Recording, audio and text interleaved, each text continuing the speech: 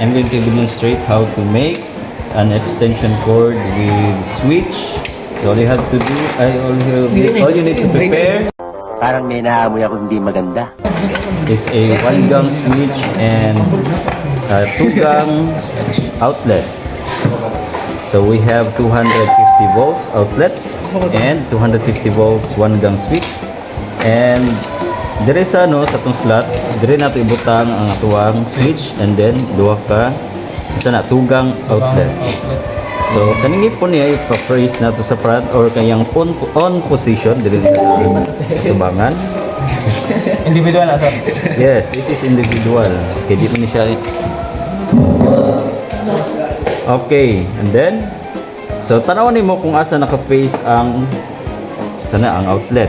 Mabasa nimo ang ihang label dire. So mo na ang indication nga naka-face siya upward. So imo lang siyang i-push then sa pikas pod basahon sa nimo kung naka-face upward and then ang kanyang ngipon buka lang sa slot and then push. So karon nanatay nahimo nga switch then mag-prepare kinahanglan tawag ka ng jumper.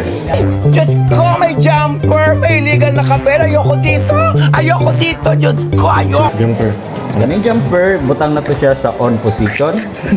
Dire on position mag-jumper ta gikan diri sa switch padulong sa first nga outlet padulong na pod sa second nga outlet.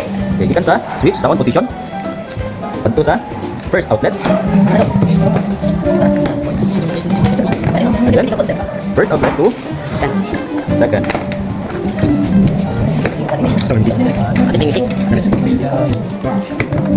Kapag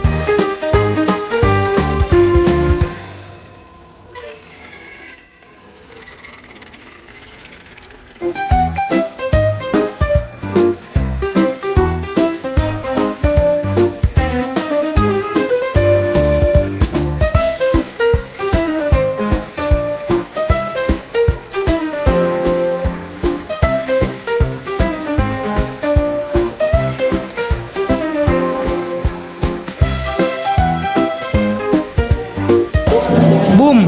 Siga dyan, Jabal. Makasalig si Boom! Makasalig si mong word. Hindi na, siga. Wala, Bart. Wala pang mag-switch. Panoon. Bumagsak. Oy, siga! Yes, siga dyan. Sa 5, ano to? Sa 5.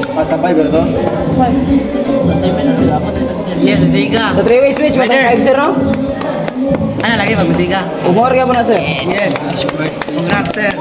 Yo, siga lagi to.